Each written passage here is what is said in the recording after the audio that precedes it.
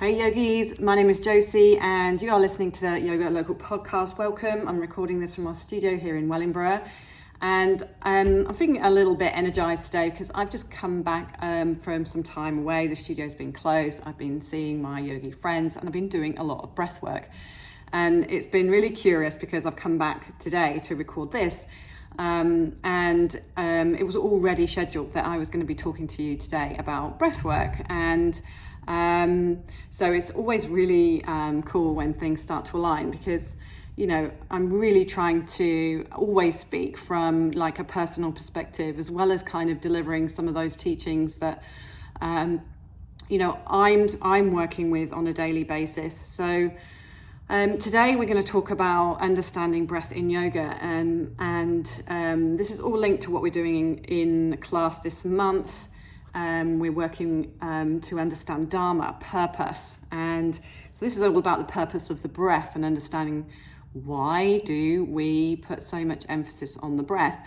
And also I want to highlight why you might be a little bit confused about why breath work is so important, because probably what you're experiencing is no breath work in your modern yoga class, and that's something that I want you to start to think about and reflect on once you've listened to this podcast and taken some time to reevaluate what you're doing in your yoga practice and why you're doing it.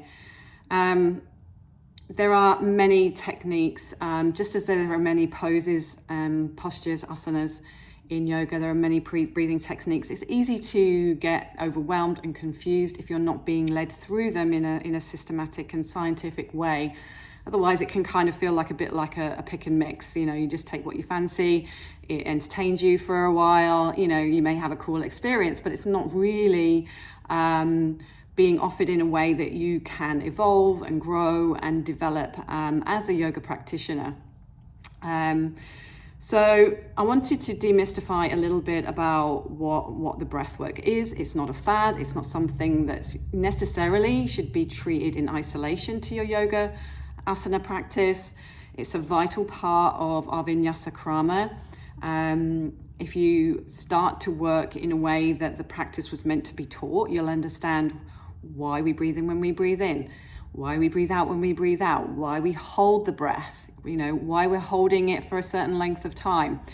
There's always a bigger reason that has a purpose. And if you're not sure what the purpose is regarding both the way you're shaping your body and then how you're breathing into it, then you're really not practicing yoga in the way that yoga is meant to be taught.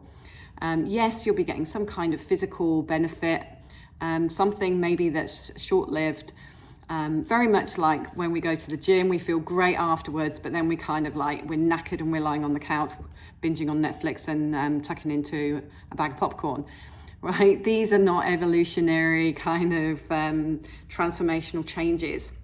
And that's what yoga is here to offer. It's getting us out of all those bad habits and getting us healthy and getting us to thrive. And, so if that's not what we're doing, then, you know, why are we even rolling out our yoga mats?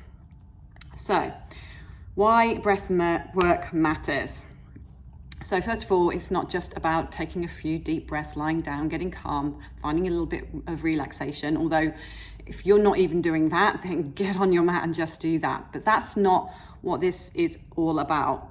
Breath work is a way of, in the traditional sense, bringing more life force essence into our system. So it's prana, it's that animating force that governs life, right? It's the intelligence, it's the healing that threads through everything, me, you, and every living being.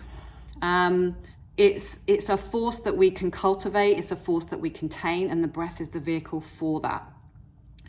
So again, it's often loosely translated as energy, but I want you to kind of expand your take on prana as energy, because then we can just get into this idea that it's something that's just purely physical. You know, we look at in the modern world as energy is, you know, how much energy we have to work out physically. This is more than just being able to, you know, run a marathon, climb the stairs. This is about feeling alive, right? Feeling vital, feeling healthy, feeling whole. So I want you to maybe just imagine a time when you felt you're most connected, like not just physically, mentally, emotionally, everything's going well in the world. You know, it's that kind of thriving. It's effortless almost. You take it for granted. So this is it. It's intelligence itself. And like, do we not want to be able to manage that? I mean, you know, it's kind of like a bit of a no-brainer, right? How would you think your life would change if you had the skills to manage your life force essence? And really you do, and that's the power that you have. We were born this way as a human. We have the technology to start to explore our true power, our intelligence, all our healing capacity. It's incredible how much that we don't know about our potential, our purpose, and that's the journey of yoga. That's where we're going into, and it's a really, really exciting journey, and you've got to be doing breath work to get there. Otherwise, you're going to have a nice time, you're going to maybe have a little relax, stretch your muscles, but you're going to really miss out on the bigger deal. So it may be that one of the issues you have with this is it sounds a little bit far out, okay? But like it couldn't not be. It could not be far out. Otherwise, we would all be doing it, right? It feels like something that is unobtainable for us as mere mortals, as mere human beings, just living our lives. And so I think we've learned to dismiss it, or it's been suppressed, or we've been told that it's not something that is available to us over time. And it is, and it has been since these teachings were first recognized, cognitized, shared. The ancient sages gave us these teachings to end our suffering. So I really encourage you to kind of, again, we're yogis, we're here for expansion, we're here to expand our minds, we're here to figure out what's possible for ourselves. And we're starting to take that inner turmoil, that inner chaos, all that doubt, all that fear, all that anxiety that manifests within us, usually as stress and inflammation and disease in the mind and the body. And then we get so lost in all that, we lose that recognition that we are this healthy, thriving human being. And that was really our birthright. And that's what the yogis were wanting us to remember. In Ayurveda, health isn't the absence of disease. Just because we don't have lung cancer or type 1 diabetes or fibromyalgia or any other condition does not mean we are healthy in the traditional sense. To be healthy, we need to thrive. We need to be living our most epic life. We need to be fulfilling our goals, fulfilling our soul-led dreams and desires. And that's why we're here. And our path is to follow that call, that inner desire. And the work of yoga is moving us closer to that state, to that realization, to that understanding. So breath is going to be like the key tool, the tool. There are many tools, but if we are not connected to our breath, we are not connected to our life force essence. And really that's kind of the point. And if we're not then connected to our life force essence, we're kind of bouncing around and not really directing ourselves in any efficient, effective way forward to our true purpose, to connect to our bigger why, and to thrive. So breath is the vehicle, I keep saying it, breath is the vehicle that's going to get us there. If you're not being taught how to use it effectively to get to that destination, you won't achieve yoga. Okay, so a bit of a mic drop there. But it's true, and sometimes we don't really want to hear things that are hard to hear. especially if we've been working in a certain way, if we're particularly attached to a way of being taught, if we're attached to a teacher, if we're attached to our practice. You know, it's really difficult to hear that. But yeah, as I say, take a few breaths and just hear me out. And I'm sure if there's any kind of connection there, that this will just make sense to you. Once you hear it, there'll be a deeper knowing that we really can't achieve yoga if we are not connecting to our breath.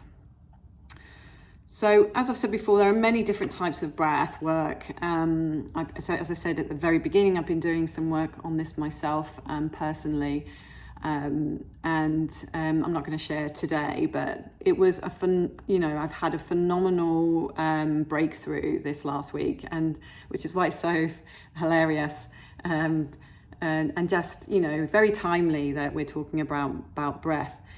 I'm going to just talk about some familiar ones that you may have come across, but not really had any understanding of what you were doing them for. And again, this is still a little bit out of context, right? Because, when we're working with a scientifically created vinyasa krama, which just means sequence of poses that are intelligently put together, the breath is part of that. It's very difficult to kind of extract things, and if you ever see things extracted individually, just use them as kind of lessons rather than like just focusing on one breath work, one breath pattern, one technique, one posture.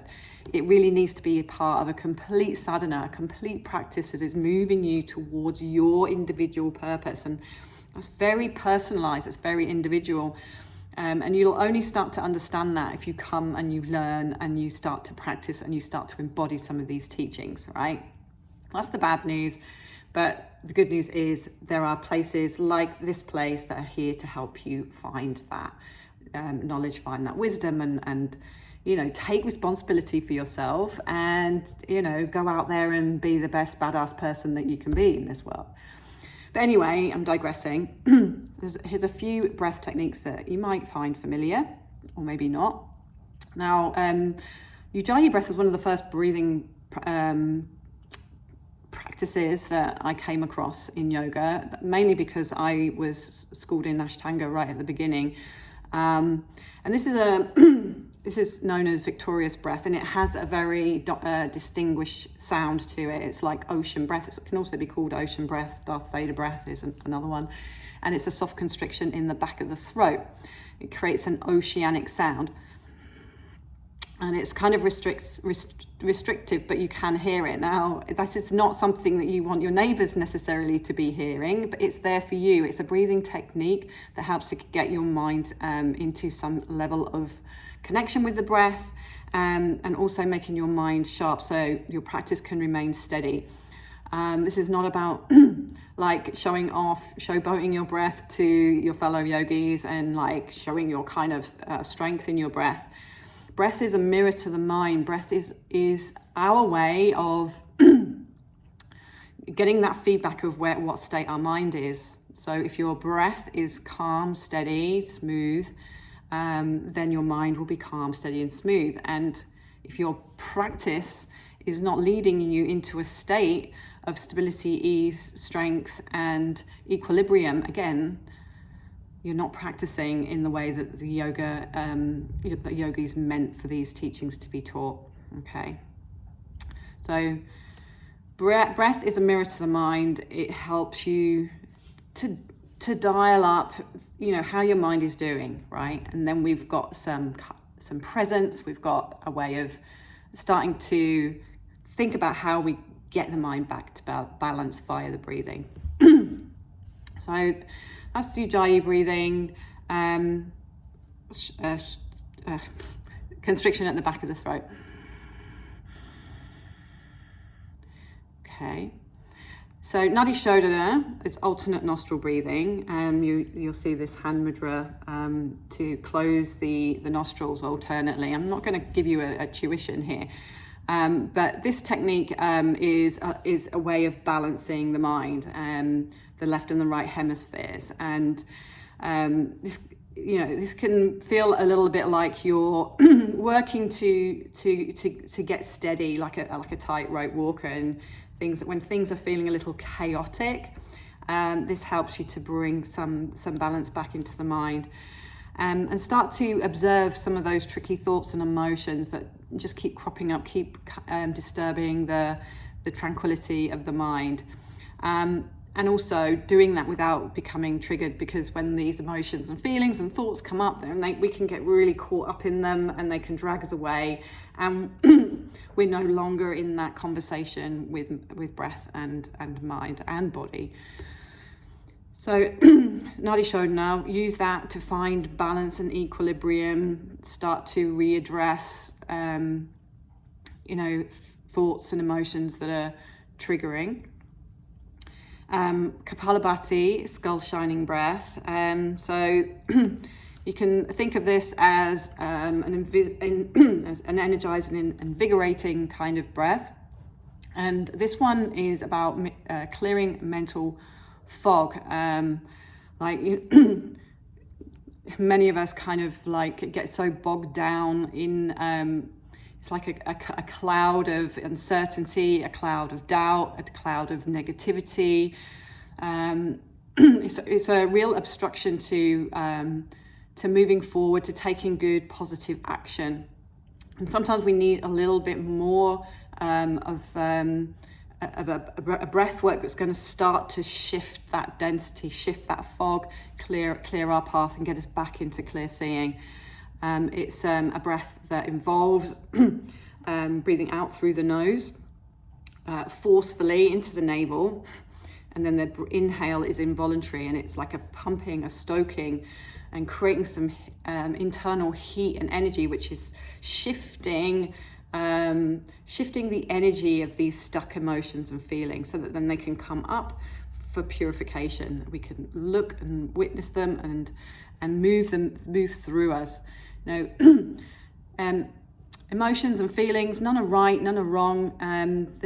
They're all kind of part of the deal of being human, but sometimes they can start to get stuck and energetically blocking our system. And these practices are starting to shift that energetically out of our body, so that we can feel more free.